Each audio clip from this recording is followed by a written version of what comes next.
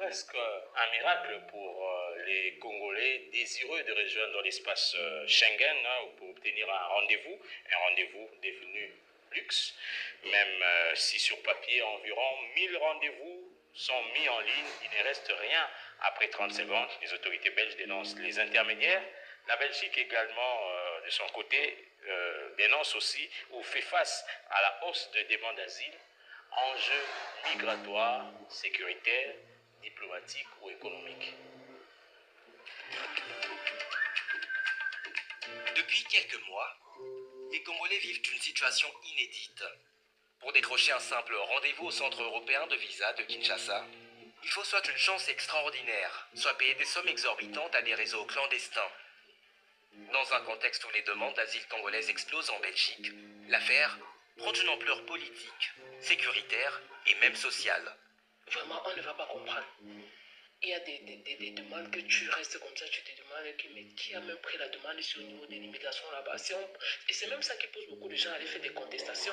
Il y a beaucoup de gens qui partent, qui font les recours parce qu'ils disent que non, je connais que mon dossier est soutenu. Comment tu peux me dire que j'ai insuffisance de fonds, pourtant je sais que j'ai tel nombre de millions alors que ce que vous demandez c'est ça. Il y a des gens qui ont carrément le double, le triple de ce qu'ils demandent, mais on vient quand même te balancer.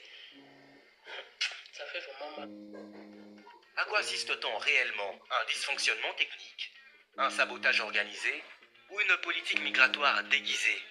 Un rendez-vous devenu un luxe, symptôme d'une rupture systémique. Sur le papier, le système Schengen repose sur une plateforme simple, un calendrier en ligne, mis à jour régulièrement, ouvrant environ 1000 rendez-vous par semaine. Mais dans la réalité à Kinshasa, il ne reste rien après 30 secondes. Selon Joris Salden, directeur général des affaires consulaires belges, nous avons publié 1000 rendez-vous à 2 h du matin.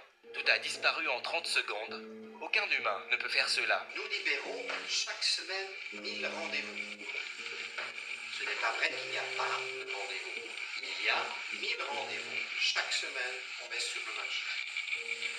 D'ailleurs, une des pistes sur lesquelles on va travailler, on va encore augmenter de 25% ces rendez-vous qu'on met sur le marché dans l'année qui vient. Le constat est sans équivoque. Des robots, scripts automatisés ou virus informatiques, capturent instantanément les créneaux.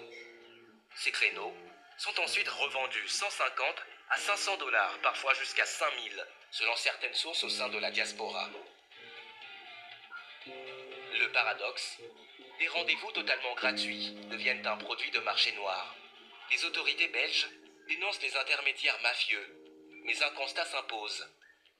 Le système du SEV n'est pas sécurisé pour empêcher ces attaques automatisées.